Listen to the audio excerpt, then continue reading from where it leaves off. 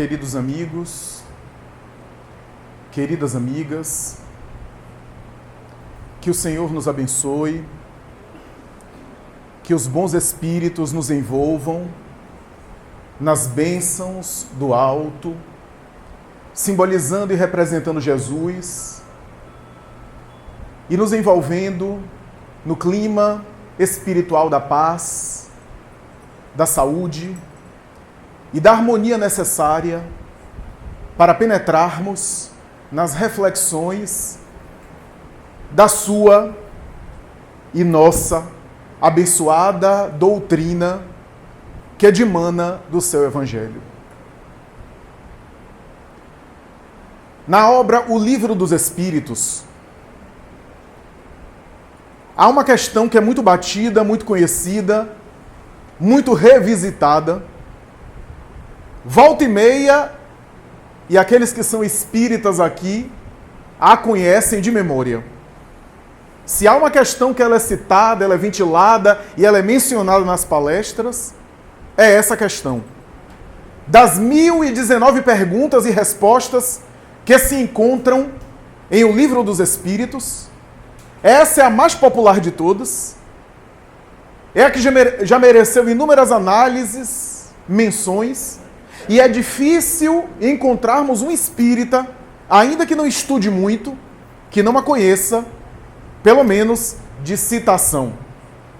Refiro-me à questão 625 desta obra magna, que é o pilar básico do edifício doutrinário da doutrina espírita.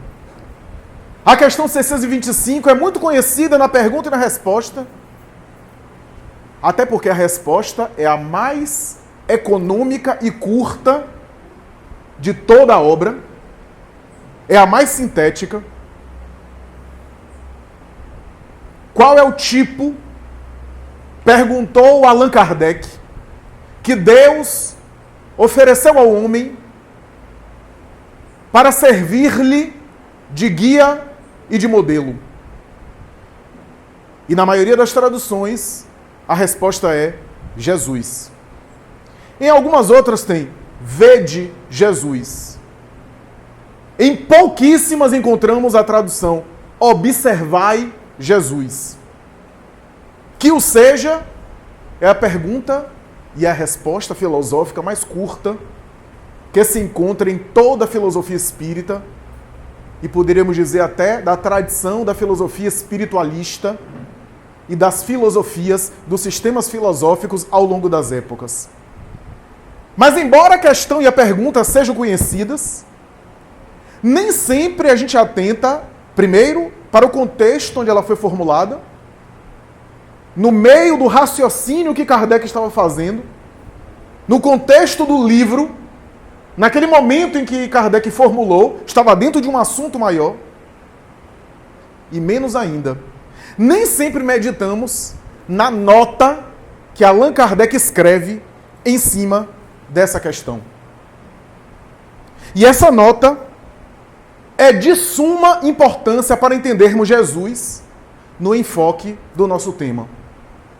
Essa nota é a síntese do tema da nossa palestra de hoje. E eu não vou falar agora ela, porque se eu falar, acabou a palestra. Então eu vou ler só lá na frente. Para dar tempo, né? E enquanto isso, a gente faz elucubração para fundamentar o raciocínio do texto primoroso de Allan Kardec.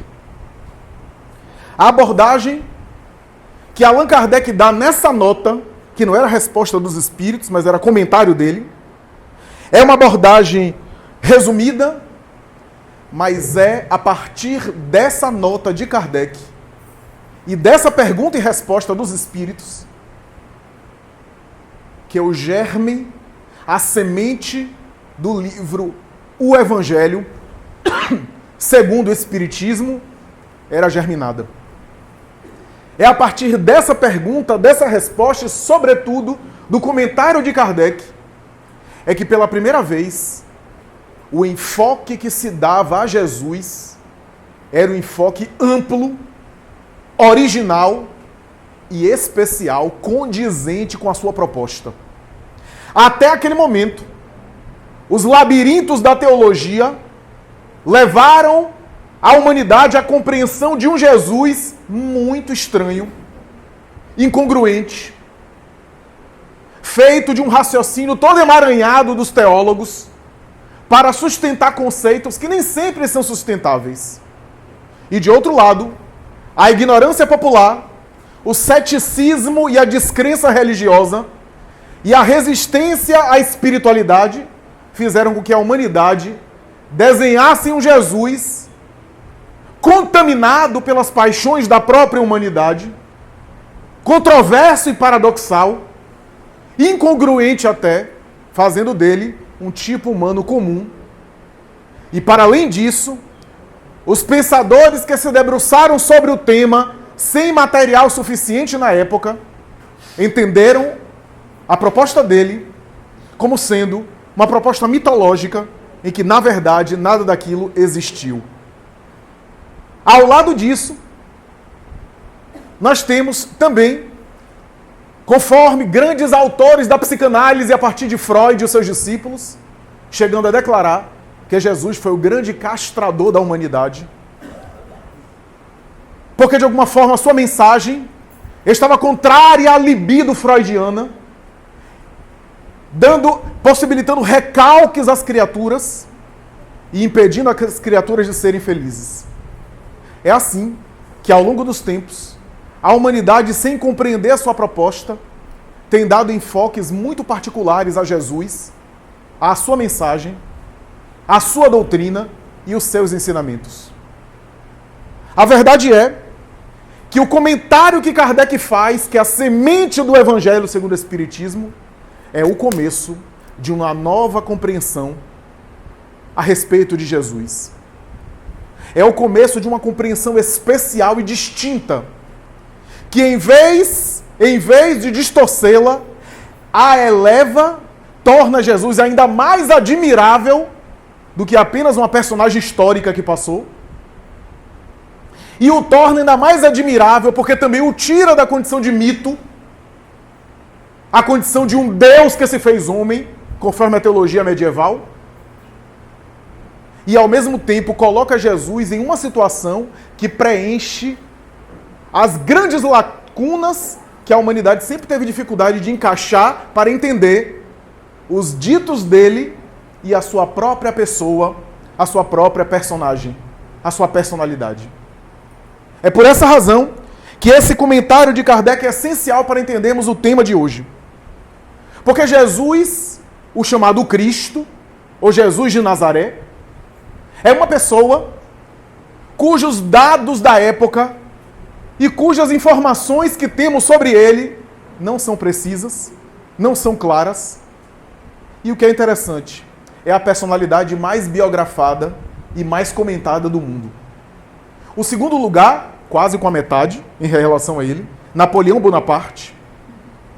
Temos um acervo fantástico de dados, de referências históricas, de citações de autores, de historiadores que descreveram a vida do grande imperador, do Corso, que fizeram comentários sobre ele, de dados precisos sobre a sua vida, a sua biografia, seus atos, seus feitos. Sobre Jesus, nós temos muito mais perguntas do que respostas. Temos dúvidas até hoje a respeito da data realmente em que ele nasceu.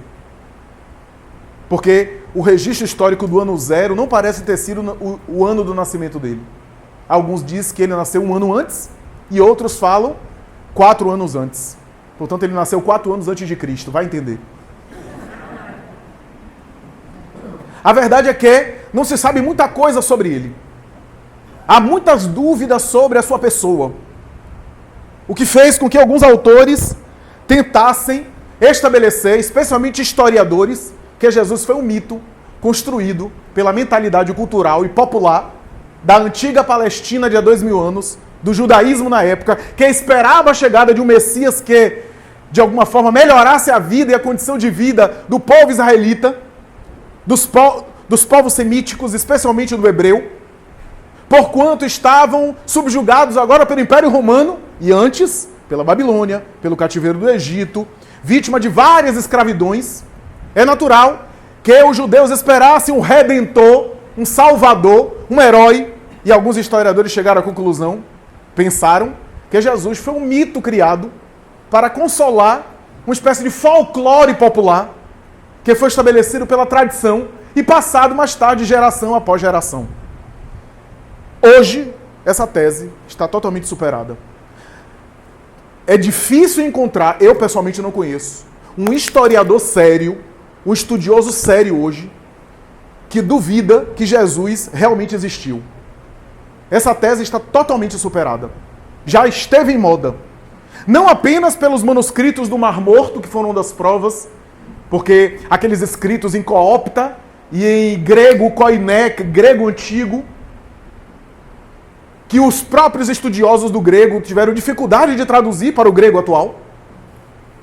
Aqueles manuscritos que foram esparsos tinham referências claras e alguns textos que eram cópias dos textos do Antigo Testamento, o que de alguma forma a Bíblia que a gente tem, de alguma forma preservou boa parte do conteúdo, porque aqueles textos que foram aqueles manuscritos à mão, portanto, encontrados, que datavam de 700 anos antes de Cristo, alguns, faziam alusão à cultura da época, e um deles, ou melhor, alguns deles, se referia a Jesus de Nazaré.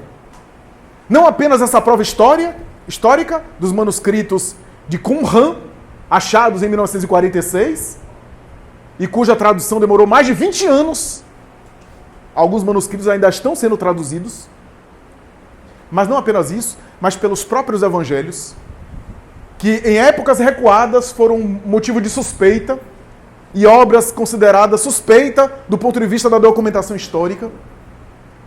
E hoje, ao contrário, pelos vestígios e documentos que são encontrados daquela época, fazendo alusão aos evangelhos, reforçam a força do texto, que embora as aparentes falta de semelhanças, as aparentes diferenças, revelam, na verdade, a força da sua mensagem. E 4 homens, os evangelistas, cada um deles comentando a respeito de uma pessoa e dos seus ensinamentos, cada uma delas tendo enfoques específicos e distintos, o que é especial, mas a verdade é que essa tese hoje está superada. A verdade é que a teologia, estabelecendo Jesus como divino, como o próprio Deus, o próprio Criador, para sustentar, teve que construir um edifício de raciocínios que, no fundo, é difícil de a gente entender. Carece de lógica. Porque ele próprio, que era conhecido como um profeta especial, e que se colocava como Filho de Deus, o próprio Filho de Deus excelente, como está no Evangelho de João, e sempre se referindo como sendo vindo do próprio Pai, sendo enviado de Deus, e em alguns momentos negando fazer alguma coisa, porque aquilo não era do seu poder, mas sim do Pai que havia lhe enviado. Há vários trechos do Evangelho assim, demonstrando que ele se referia ao Pai como outro, como outrem, e não ele próprio, demonstrando que ele era o excelente Filho de Deus, mas não era o Criador. Careceu de lógica essa construção. Difícil de se sustentar numa compreensão direta, simples e sem muito sofisma, sem muita construção, sem muita forçação de barra. A questão, no entanto, é muito problemática. O que levou teólogos estudiosos, até hoje os teólogos estudiosos têm dificuldade de situar Jesus, de definir realmente a pessoa de Jesus. E surgiu um movimento na teologia tentando dividir o que foi o Jesus teológico, criado pela mentalidade das gerações, especialmente da Idade Média, que construíam Jesus baseado nos próprios dogmas, nas próprias regras e nos preconceitos também de religião, e o chamado Jesus histórico, a pessoa que viveu há 2000 anos na antiga Palestina. Uma das obras mais célebres foi lançada por Albert Schweitzer, o famoso Prêmio Nobel de 1952. Esse homem extraordinário, ecológico e humanista. Schweitzer escreveu a obra Em Busca de Jesus Histórico e fez uma espécie de revisão de literatura de tudo aquilo que se escreveu sobre Jesus até aquela época e tentando separar o que era mitológico, construído pela mentalidade da Idade Média e o que era realmente a personalidade de Jesus de Nazaré. O homem, a sua vida, os seus atos e os seus ensinamentos. E até hoje há essa tentativa, até hoje na teologia existe essa tentativa de separar qual é o Jesus teológico do Jesus histórico. Carl Gustav Jung, o psiquiatra suíço, discípulo de Freud, pai da psicologia analítica, ele, vivendo numa época onde essas questões eram muito mais polêmicas, e onde a dúvida se Jesus realmente existiu ou não pairava no meio acadêmico, ele não entra na polêmica. Ele não entra na polêmica se Jesus existiu ou não. Mas em uma das suas obras, duas na verdade, mas especialmente a obra Resposta a Jó, ele escreve sobre Jesus dizendo que Jesus é uma espécie de modelo do arquétipo da totalidade. Jung, ele tentava dizer que a psicologia humana tem uma totalidade. E o desenvolvimento psicológico leva o ser humano à busca por esse ser total. Que nós vivemos fragmentados, consciente e inconsciente. O nosso lado emocional, o nosso lado racional.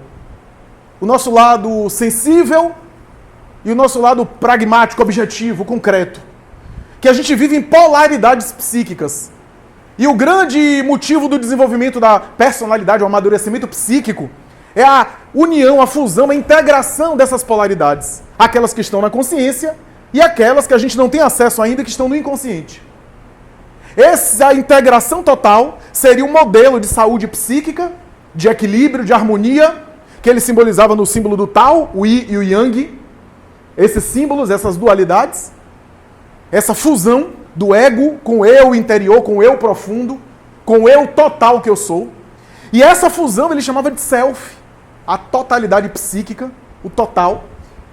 E ele dizia, sem entrar no mérito da polêmica da época, se Jesus existia ou não, ele dizia que, sem dúvida, a vida dele, relatada pelos evangelhos, e os seus ensinos traduzem o modelo desse self. O modelo da totalidade psíquica. E Jung continua dizendo, é por essa razão que o apóstolo Paulo foi muito feliz quando falava que o Cristo vivia nele. Porque o self vive em cada um de nós, dizia Jung. Há um self inconsciente. Há um self, uma potencialidade que está em semente em nós, mas que vive em nós. E que precisa se desenvolver como a semente tem nela a própria árvore. A árvore guarda, a semente guarda dentro dela a árvore, em potencial. Nós temos um self inconsciente que vive em nós.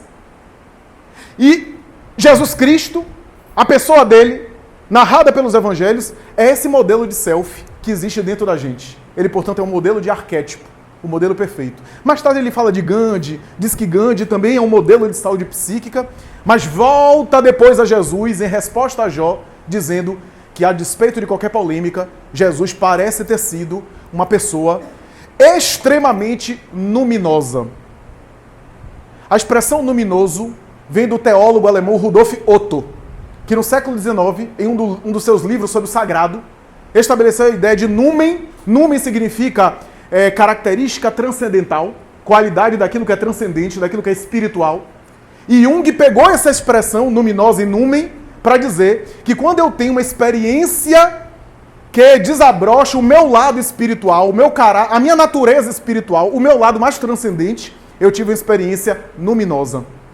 Ele gostava, inclusive, de citar Paulo na estrada de Damasco. E a visão que Paulo teve de Jesus, aquilo foi uma experiência luminosa. Ora, dizia Jung que Jesus parece, pelos evangelhos, ter sido uma pessoa extremamente luminosa. E não fala mais nada. A doutora Hannah Wolff, psicanalista alemã, que viajou pela Índia, que fez um trabalho notável de investigação da sabedoria cultural de todos os povos, lançou uma obra chamada Jesus Psicoterapeuta. Nessa obra ela vai dizer que as palavras de Jesus e os seus ensinos, independente se ele existia ou não, revelam uma sabedoria especial.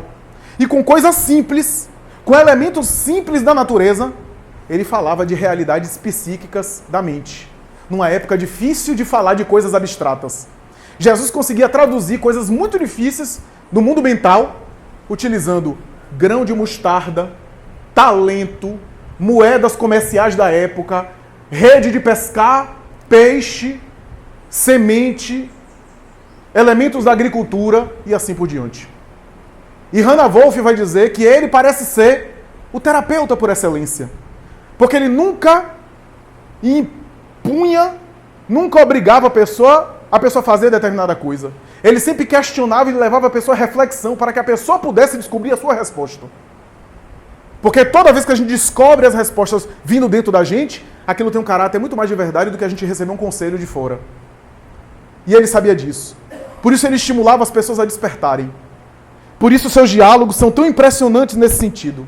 E Hannah Wolff vai dizer mais. Enquanto nós, psicanalistas, precisamos utilizar as técnicas da psicanálise e da psicoterapia, os sonhos, os relatos da bibliografia da infância, imaginação ativa na psicologia junguiana, associação livre, o divã, as técnicas terapêuticas mais variadas, Jesus não precisava disso. Os evangelhos narram ele chegar para a pessoa, estar com a pessoa, e só no olhar, desnudar a pessoa, e só no diálogo, ou só em escutá-la, a pessoa se transformava. E Hannah Wolff vai dizer, todo terapeuta tem o seu self como instrumento de trabalho. Porque, de alguma forma, o terapeuta, com as suas técnicas, com aquilo que ele se instrumentalizou em termos de formação teórica, mas também as bagagens de vida que ele acumulou, serve de laboratório, de material, para ele ajudar as pessoas que ele acompanha de uma forma terapêutica. De uma forma terapeutizante. E Hannah Wolff vai dizer que Jesus, a sua personalidade, diz ela na obra, a sua pessoa era a própria terapia. A sua própria personalidade era a terapia, ou seja, a sua presença já curava. E a cura de corpos, disse ela, são símbolos para a cura da alma. Porque aqui para nós, quando a gente fala que Jesus é médico das almas, não é só uma coisa poética e bonita. Porque se Jesus fosse médico dos corpos, ele seria muito limitado. Porque por melhor que sejam os corpos, eles estão caminhando para a destruição. Por melhor que você fique curado de uma cirurgia espiritual, você de alguma forma vai morrer. Eu não sei vocês, eu queria morrer de muita saúde. Tipo assim, cadê Flávio? Morreu, era tão saudável que morreu. Mas como não é possível, a gente vai morrer de alguma coisa. Se a proposta de Jesus fosse só curar corpos, seria muito pobre. Porque todos os corpos morrem. Inclusive Lázaro, que ele ressuscitou. Então, Hannah Wolff vai dizer que a proposta dele transcendia e falava de realidades da alma. Na década de 80 do século passado, século 20, duas personagens conhecidas no mundo da cultura psiquiátrica. Eu me refiro a Carl Johnson, esse autor da psiquiatria que foi responsável pela elaboração de alguns dos manuais de diagnósticos de transtorno mental. E eu me refiro a Melanie Klein, a famosa psicanalista, especialmente estudiosa da infância. Esses dois, que eram amigos, chegaram nos Estados Unidos e declararam publicamente: nós somos ateus, somos materialistas, mas depois de 40 anos lidando com psicóticos, em manicômios e sanatórios, chegamos à conclusão de que a melhor terapia para pacientes esquizofrênicos é baseada no amor, na caridade e no perdão, conforme está no Evangelho de Jesus. A APA, a Associação Psiquiátrica Americana da época, ficou estarrecida, porque eram pessoas insuspeitas, não tinham vínculo com a religião, e faziam uma declaração sobre o Evangelho dessa forma, para termos uma ideia da grandeza do ensino dele, para termos uma ideia da importância daquilo que ele falou e daquilo que ele fez. Elizabeth Lucas, atualmente, famosa terapeuta de crianças, na obra Histórias que Curam, ela que lida com crianças que foram traumatizadas, que foram abusadas, que foram violentadas. Qual é a técnica que ela utiliza? Ela que foi discípula de Viktor Frankl, na logoterapia. Ela elabora uma história com o paciente, a criança, uma história que tem a ver com o trauma dele ou dela, da criança, uma história que tem a temática de uma maneira infantil, de uma maneira lúdica, que fala do problema, se é abandono dos pais, se é um abuso sexual, se é uma rejeição. Ela conta uma história e antes de concluir a história, ela pede para o paciente ajudar ela a concluir a história. E trabalhando essa história, ela trabalha as emoções do pequeno, da criança, que não consegue simbolizar de maneira direta como o adulto, tem que simbolizar de uma maneira lúdica, e vai tratando, e vai recompondo, e vai reconstituindo a saúde emocional desses pequenos. Ela declarou na obra Histórias que Curam que boa parte das histórias que ela elaborou foram baseadas nas parábolas de Jesus. Então nós vemos a importância e a influência. Quem não se recorda de Augusto Cury, psiquiatra brasileiro e materialista? Que em algumas de suas obras, especialmente as primeiras, destacava a inteligência de Jesus, e ele, inclusive, utiliza um raciocínio interessante. Se foi um mito inventado, quem inventou isso deve ser alguém excepcional. Se alguém conseguiu ter inteligência, e sobretudo a inteligência emocional, a sensibilidade, a compaixão de criar uma história dessa, é porque havia naquela época um ser especial. Então, a verdade é que Jesus passa, portanto, por isso. E passa por abordagens muito distorcidas. Houve uma ópera no passado chamada ópera rock hippie, Jesus Superstar, que apresentava um Jesus hippie, nada contra o hippieísmo. Um Jesus que estava sempre contra a cultura, se rebelando contra o status quo. É interessante, mas revela um pouco da projeção dos próprios autores. Porque a gente tem dificuldade de abarcar o oceano inteiro. Então, a depender do recipiente que a gente tem, a gente coloca parte do oceano no nosso copo, na nossa vasilha, e acha que aquilo tudo é oceano. É só um aspecto. Houve obras também falando de Jesus, o comunista, Jesus, o revolucionário. Tudo isso muito interessante. Mas para mim é reduzir demais. Ainda que houve na Terra revolucionários sociais que lutaram em favor da paz, da justiça social, né, da igualdade das coisas no mundo, que são admiráveis. Mas é reduzir e empobrecer demais a proposta de Jesus, que vai além de uma revolução social, de um golpe de Estado, de um golpe político para assumir o poder de Israel. Ora, nós tivemos também um Jesus apresentado com paixões humanas, paixões algumas iguais às nossas. Um Jesus que é a projeção dos nossos conflitos. Um Jesus, portanto, que teve medo na cruz, que morreu de medo no momento final e aí derrapou. E aí começou a falar, Deus meu, por que me abandonaste? Eli, Eli, lama sabachthani. Que os teólogos da Bíblia de Jerusalém elucidaram muito bem essa questão. Salmo 22, um dos salmos que deveria ser declamado pelo Messias, conforme diz a tradição. E o salmo começa assim, Deus meu, por que me desamparaste? Ou seja, ele estava cantando o salmo para ser reconhecido como Messias ali no momento final.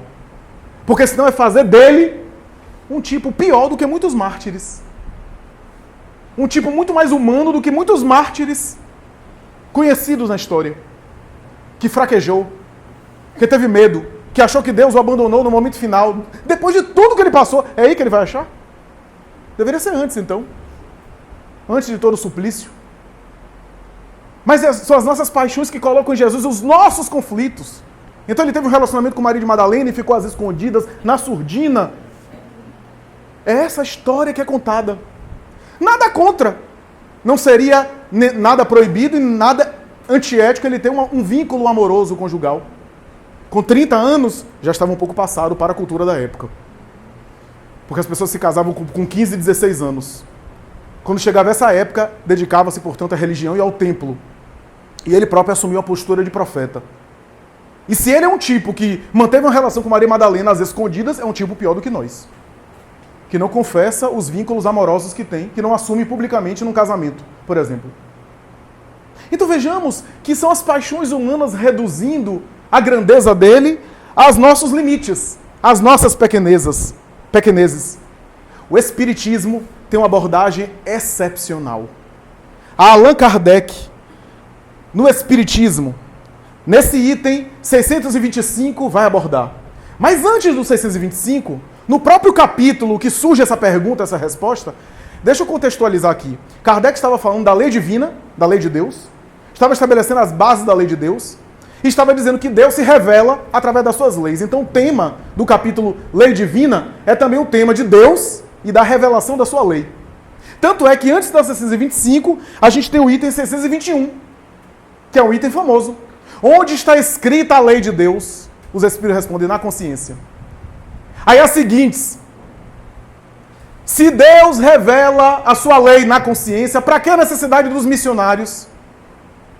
623, 624, que fala dos profetas no sentido de missionário, que eles vêm à terra para revelar as leis de Deus. E os Espíritos respondem, porque o homem ignora, o homem esquece. É necessário que esses Espíritos venham para lembrar, para fazer lembrar. Ou seja, Deus vai revelando-se às criaturas à medida que as criaturas amadurecem. Esse tema da revelação de Deus, Kardec volta a ele e aprofunda no capítulo Caráter da Revelação Espírita, onde ele fala sobre a revelação da lei divina e depois fala da revelação espírita de A Gênese, onde ele aprofunda de maneira bastante esmiuçada e até complexa em A Gênese. Mas esse tema já está lá nesse capítulo, Lei Divina ou Natural, em que Kardec estabelece que Deus vai se revelando aos poucos. Olha que coisa interessante, Deus vai se revelando e tudo aquilo que eu sei de Deus foi revelado por Ele. Então eu não consigo saber sobre Deus aquilo que Ele não me revela.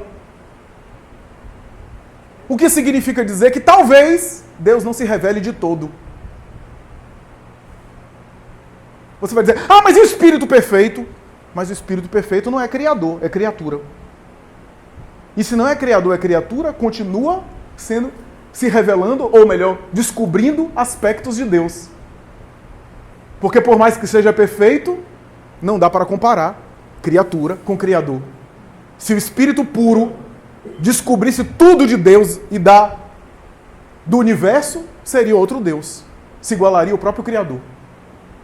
Então Deus sempre está se revelando aos poucos à criatura. À medida que a criatura também amadurece, que o Espírito em evolução vai amadurecendo, vai crescendo, vai se desenvolvendo. Ora, o que significa dizer que eu preciso de Deus para saber o que Deus é. Mas não apenas isso. Quando Kardec examina isso, Kardec coloca os atributos da divindade. Todo mundo conhece essa colocação que Kardec faz, os atributos. Imaterial, porque não pode ser material, porque se é material, é temporário, é transitório, está sujeito a transformações. E se está sujeito a transformações, não é permanente, é alterável. E se é alterável, não é perfeito. Porque o que é perfeito não precisa ser alterável. Ele vai deduzindo pela lógica aquilo que são os atributos de Deus. Imaterial, único, todo-poderoso, soberanamente justo e bom. Do contrário, seria contrário ao próprio conceito de Deus. Deus é infinito nas suas perfeições. Do contrário, não seria Deus. E ele vai estabelecendo seu raciocínio para concluir em A Gênese que isso não é aquilo que Deus é. Mas aquilo que Deus não pode deixar de ser, porque o que Ele é, a gente não sabe. Kardec chega a forçar tanto a barra, me permita a expressão, insiste tanto que os Espíritos dizem a ele assim, não vá além. Porque se fordes além, tereis a impressão de conhecer algo que não conheça. Isso só vos faria mais orgulhosos e menos esclarecido. Porque falta à criatura um sentido para compreender Deus. Da mesma forma que um cego que já nasce cego não consegue compreender a luz. Um cego de nascença não consegue entender o que é a luz, porque não tem referência. Falta um sentido. Se Deus é imaterial e falta um sentido, esse sentido não pode ser material. Porque as percepções que a gente tem material só percebe as coisas que são temporárias, que estão caminhando para a destruição. Mas que sentido é esse? Não sei. Não sei. Quem souber depois me fala. O que eu sei é que não pode ser um sentido material. Ora, isso é importante para a gente entender que quando os Espíritos dizem que a lei de Deus está na consciência, isso significa que para eu acessar Deus, eu acesso a consciência. E eu vou adquirindo partes gradativamente da compreensão da lei divina. E por que os missionários? Porque os missionários são consciências. Deus é revelado para o ser humano através de outras consciências. Deus se revela através de consciências. Quanto mais purificada a consciência, melhor compreendem a divindade. A ponto dos espíritos dizer, Allan Kardec, os espíritos puros ou perfeitos o veem não com os olhos, que não é material, e o compreendem. E os imperfeitos adivinham-no. Adivinham a divindade. Ora, mas por que eu estou falando tudo isso? Porque quando a gente olha os livros sagrados, as religiões, não é ali que está a lei de Deus. Mas quando eu leio um livro sagrado, quando eu leio um ensino moral, quando eu participo de uma religião e aquilo me toca porque eu tenho uma lei dentro de mim. Quando eu leio o Evangelho, é porque tem um Evangelho dentro de mim que me sensibiliza. E é por isso que aquilo me causa o impacto espiritual, porque eu trago isso dentro de mim. Os missionários vêm lembrar isso que já está dentro de mim, porque nós esquecemos. O esquecer aí não é um Alzheimer, uma demência espiritual, ainda que... Bom, deixa pra lá. Mas não é isso. O esquecer no sentido de tirar da consciência. Quer fazer um teste? Não frequente palestra não, fique um mês sem vir, para você ver se no dia a dia você não, aspas, esquece. Você pode até saber o livro de cor, mas emocionalmente você esquece. É essa a ideia. Se você de vez em quando não parar para orar, para refletir, para meditar, você esquece emocionalmente. Essa é a ideia. Ora, eu não disse que Deus se revela através de consciências? Na Terra, a consciência que revela a Deus de maneira completa para nós se chama Jesus. É aquele que revelou Deus de maneira completa. De maneira que para o homem da Terra é o máximo que a gente pode aspirar. Kardec chega a dizer no Livro dos Espíritos o seguinte, que é a evolução espiritual, ele define a evolução espiritual em 3 estágios. E ele diz, isso nada tem de absoluto. Porque entre um estágio e outro tem gradações, matizes infinitos. Tem níveis infinitos. Porque a evolução é quase infinita. Ora, diz Allan Kardec, espíritos imperfeitos, genericamente falando, são os espíritos que a matéria predomina sobre eles. A gente. Espíritos imperfeitos. A matéria predomina e os sentimentos inferiores ainda predominam. Espíritos superiores são aqueles em que o espírito predomina sobre a matéria. E as virtudes espirituais, a bondade, o amor, a caridade, o bem, predominam também. Desenvolveram tanto a inteligência, a sabedoria, quanto o sentimento. E o terceiro nível, espírito puro. Se no imperfeito a matéria predomina, no superior o espírito predomina na matéria, no puro é influência nula da matéria, virtudes possíveis que a criatura pode alcançar, perfeição relativa que o espírito humano alcança, porque perfeição absoluta é só Deus, goza de todo o domínio das forças da natureza, e está em conexão direta com a divindade, executa as ordens do Criador no universo, são os arcanjos, os serafins, os querubins da tradição da história, os anjos, as potestades celestiais. Esses espíritos puros não precisam mais reencarnar. Eu não sei você, mas eu não fico me preocupando muito com isso, porque eu acho que eu estou longe de chegar ainda nesse nível. Eu acho que eu tenho problemas assim de pagar as contas, de trabalhar, tem gente que está com problema com a sogra, enfim. Eu acho que ser espírito puro, acho que é para depois. É melhor passar primeiro por esse espaço, que vai chegar lá. Ora, esse espírito puro não precisa mais reencarnar. E só reencarna em missões muito especiais. E se torna um verdadeiro foco de luz para humanidades inteiras. Jesus está nessa condição de espírito puro. e nenhum outro da Terra se encontra na mesma condição.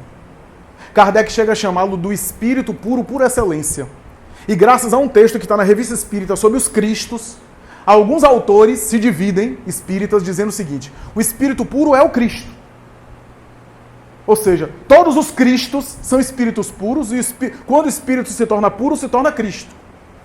Já há outros autores baseados nesse texto vão dizer que talvez, quando o indivíduo não precisa mais reencarnar, ele já se tornou puro. Mas entre os puros deve haver diferença. Não sei como é que é isso, mas deve haver.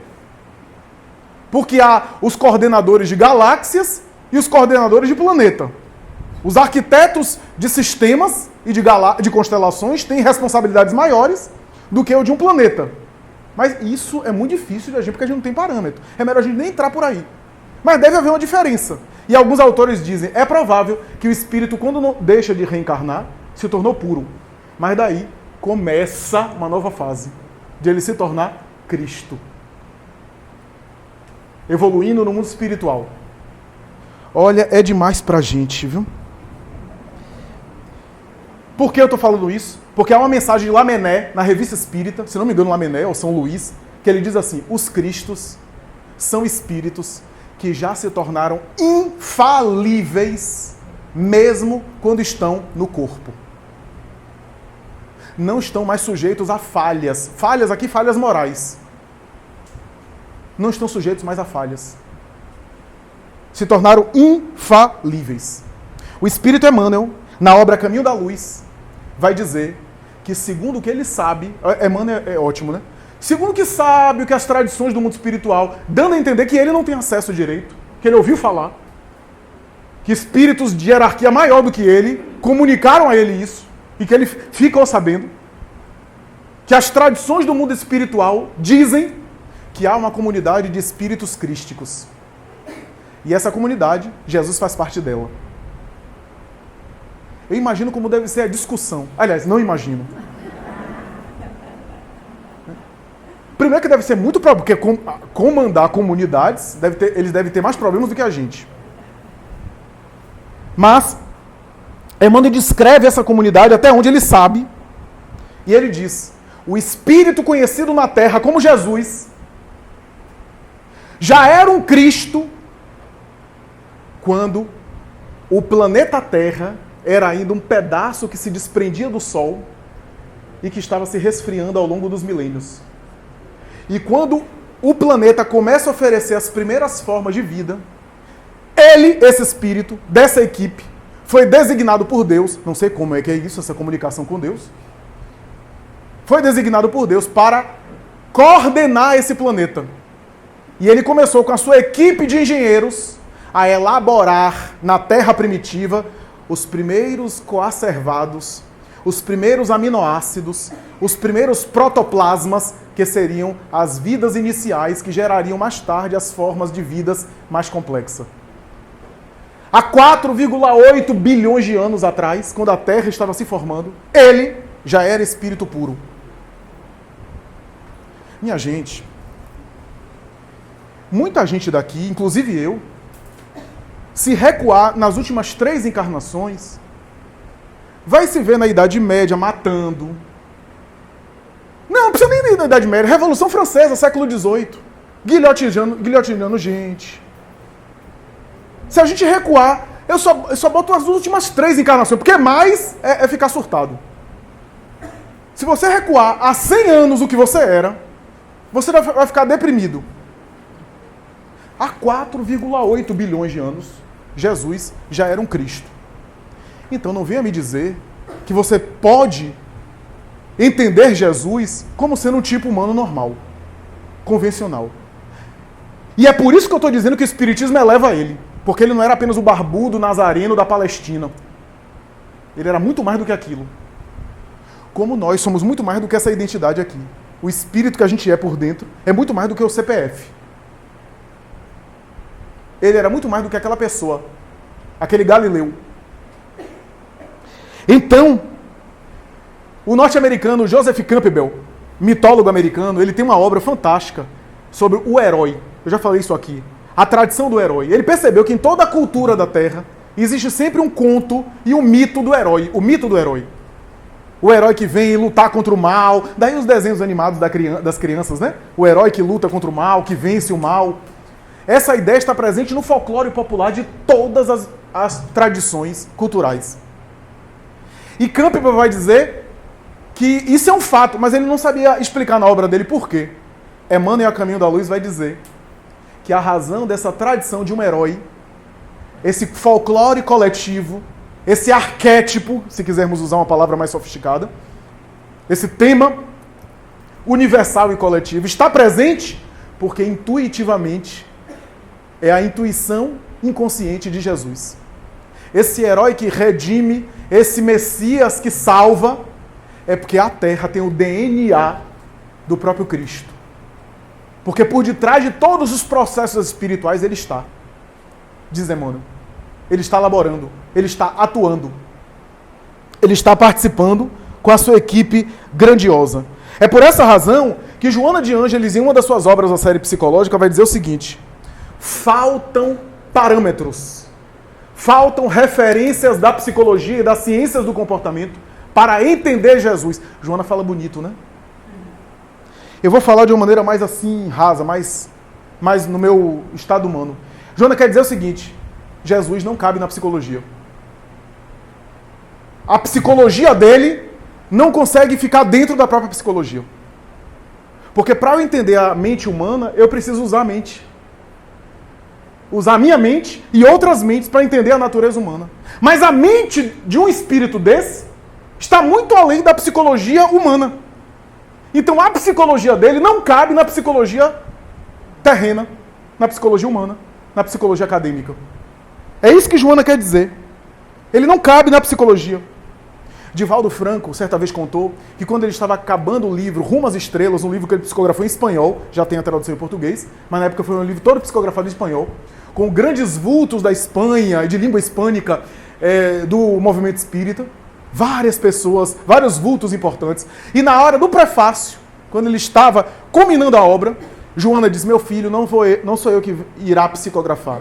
Eu vou chamar um vulto notável da tradição da Espanha. Vou chamar Amália Domingo Soler, a notável médium que era cega e que psicografou a obra monumental Memórias do Padre Germano. Essa médium extraordinária, muito pouco conhecida, mas iluminada, deu um exemplo de amor, de abnegação, de dedicação quando passou pela Terra. E Divaldo disse que saiu do corpo, levado por Joana, para receber Amália Domingo Soler na porta. E quando ela chegou, era tanta luz que Divaldo ficou incomodado com aquela luz. Uma luz que chegava a ofuscar. Ela entrou e o quarto ficou todo iluminado. Ele foi tomado por uma emoção tão grande que ele se ajoelhou e começou a chorar. Diz: eu não mereço a visita da senhora. E ela: meu filho, tu me honras em demasia. Levanta-te daí que eu quero escrever por seu intermédio. E aí começaram a escrever, etc. Quando acabou, ela foi embora. E Divaldo disse: Joana, quer dizer que eu já estou na condição de receber um espírito como Amália Domingo Soler? E Joana disse: não está não. Foi misericórdia de Deus. Não vai se acostumando não, que os próximos vão ser os tipos iguais a você ou pior. E ele disse: mas minha irmã, a senhora viu como era iluminada? E ela arrematou dizendo: é, meu filho, ela é muito iluminada.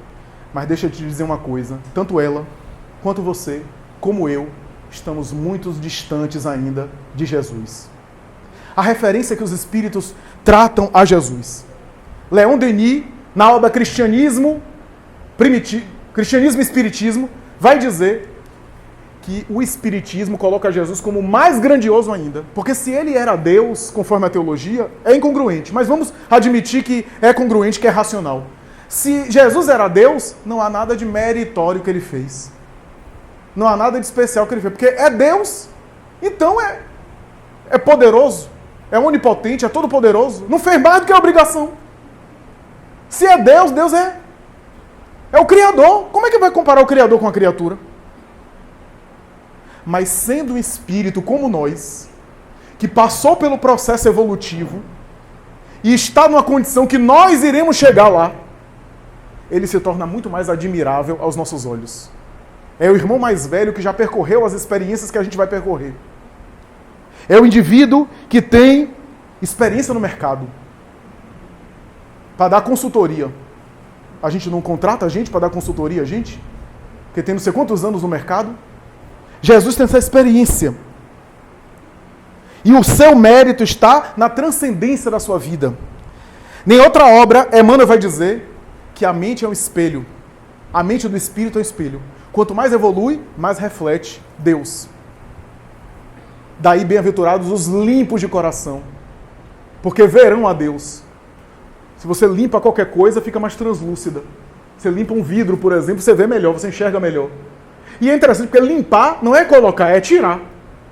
Talvez a evolução espiritual seja tirar os excessos. Porque já é a centelha divina, reflete Deus. Agora, se a mente é um espelho, que cada vez que ela aumenta, ela reflete mais, imagine a mente de Jesus. Como é que refletia o Criador? Era o próprio Criador ali. Você quer saber como é que é Deus? Olhe para Jesus. É essa a ideia do raciocínio que a gente está aqui desenvolvendo. É a síntese da evolução. É o reflexo mais puro do Criador. Aí eu pergunto a vocês, Deus se limita ao Cristo? Se limita a Jesus? Não. Porque Deus é Deus. Não dá para comparar Criador com criatura. Há algo além de Jesus em Deus? Há. Só que tudo aquilo que existe em Deus e que o ser humano da Terra pode entender e compreender está na pessoa de Jesus. Tudo aquilo que existe em Deus, que vai além de Jesus, nenhum ser humano da Terra tem condição ainda de compreender. É essa síntese que agora eu vou ler. Eu prometi e vou cumprir. A nota de Allan Kardec, que muita gente lê a pergunta e resposta e não lê a nota de Allan Kardec. Para o homem, Jesus representa o tipo de perfeição moral a que a humanidade pode aspirar na Terra. Deus nos oferece Ele como o mais perfeito modelo. E a doutrina que Ele ensinou é a mais pura expressão da sua lei. Porque sendo Jesus o ser mais puro que já apareceu na Terra, o Espírito Divino o animava. O Espírito Divino o animava. Se alguns dos que pretenderam instruir o homem na lei de Deus, algumas vezes o transviaram por meio de falsos princípios, foi porque se deixaram dominar por sentimentos demasiados terrenos e porque confundiram as leis que regulam a vida do corpo com as leis que regem a vida da alma. Muitos deles apresentaram como leis divinas o que eram simples leis humanas, criadas para servir às paixões e para dominar os homens. Isso não aconteceu com Jesus. Se outros missionários traziam aspectos parciais da lei, Jesus trouxe, ele era a própria lei. Ele era a lei de Deus encarnada. Por isso, eu e o Pai somos um. O único versículo em João que deu origem a essa confusão de que ele era Deus. Estamos unificados. Estamos identificados. Essa era a ideia. Ele era o próprio Deus. Deus quis se revelar à criatura através da pessoa de Jesus. Essa é a ideia. Quer se aproximar de Deus? Olha para Jesus. Quer se tornar puro? É só fazer tudo aquilo que ele fez. É simples. Não é fácil, mas é simples. Para compreender, é simples. Agora, não é fácil. É um modelo de perfeição.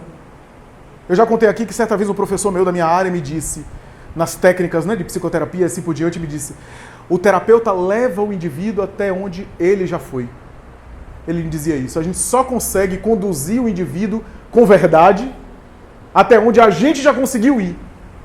Quando eu ouvi isso, eu já era espírita na época, eu fiquei pensando na pessoa de Jesus.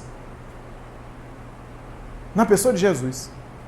Porque uma mãe, quando está com a filha, eu já falei isso aqui, né? A filha de 14 anos se apaixona, né? Aí acha que a vida dela está ali. Né? Uma menina de 14 anos até por um microfone se apaixona, mas enfim.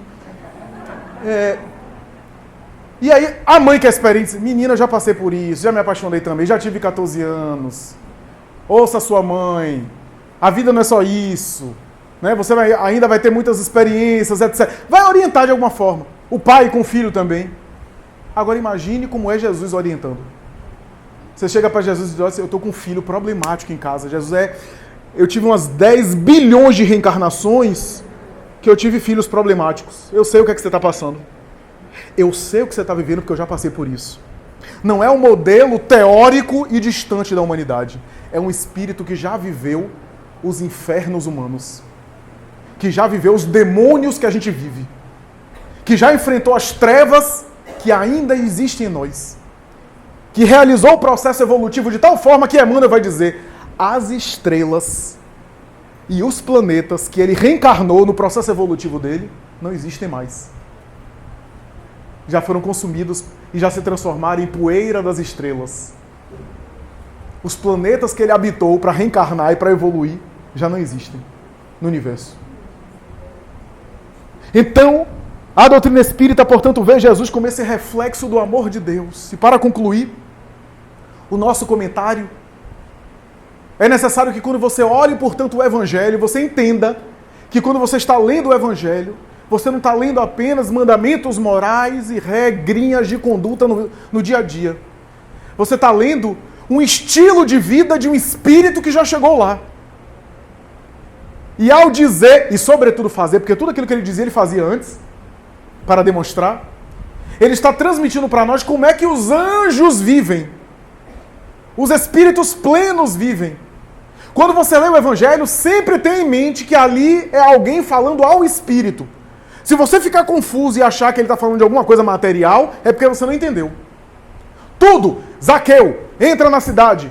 E aí aquele episódio de Zaqueu, a gente fica preocupado só com a fofoca, né? Porque o povo, já existia essa calamidade, o povo começou a fofocar, porque ele era cobrador de imposto era detestado, e Jesus quis ir, se convidou. Eu nunca vi alguém se convidar daquela forma. Zaqueu, desce dessa árvore, porque a mim me comprais hoje pernoitar na tua casa. Meu Deus, entrou mesmo. A maledicência tomou conta da multidão. Imagina, ele vai entrar na casa de um imundo, de um impuro, cobrador de imposto, publicano.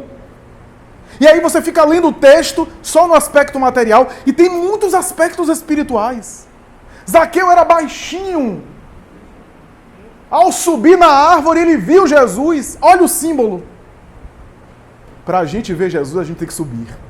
Subir numa árvore. Em todos os elementos do texto bíblico, do texto do Evangelho, sempre tem isso. Sempre tem nuances espirituais. E é por isso que Jesus entrou na casa dele, simbolicamente falando, e também materialmente falando. Quando ele conversa com a mulher adúltera, diz Emmanuel, não é um caso sexual da vida particular de alguém. Emmanuel está dizendo, ele está falando para a humanidade toda, porque aquela mulher representa toda a humanidade que um dia cai. Ele está dando a lição de como a gente deve se comportar diante da humanidade, porque toda a humanidade já caiu. É isso que ele quer dizer. Quando ele olha para Pedro e diz, antes que o galho cante, tu me negarás 3 vezes, a gente fica, dê uma agora no apóstolo, todo mundo deve ter olhado assim, podia passar sem essa. E ele tinha dito na ceia, um de vocês vão me trair. Quando falou isso para Pedro, acho que o povo começou, é ele que vai trair. A suspeita, então, virou-se para Pedro, né? Foi incluído na categoria. Mas o aspecto espiritual, antes que o galo cante, antes que a sua consciência desperte, me negarás. O galo cantar, um dia novo, o amanhecer de um novo dia, né? Que simbolizava às 18 horas o galo cantar. Eu me vou, porque na casa do meu pai há muitas moradas. A tradução da Bíblia de Jerusalém, de Haroldo Dias, traduz como aposentos. Né? Quartos, que é muito mais compatível do que morada, né? Na casa do pai há muitos aposentos. Do contrário, eu vou-lhe teria dito, e me vou para preparar o lugar. Mas aonde eu vou, não podeis ir. E a gente pensa só no aspecto da morte. Ele estava dizendo aos apóstolos o seguinte, olha, eu vou para a cruz. E vocês não têm condição de me acompanhar agora. O símbolo é que mais cedo ou mais tarde, todo o espírito vai ter que enfrentar a cruz. Eu tenho condição de ir, mas vou preparar-vos o lugar para vocês. Sabe o que ele estava dizendo? Eu vou preparar vocês para o lugar. Essa é a ideia que está no texto de João. Toda vez que você vai abrir o Evangelho, perceba, é alguém falando ao Espírito e não falando aos homens que morrem. Por isso, Jesus é o reflexo maior do amor de Deus. Muito obrigado, muita paz.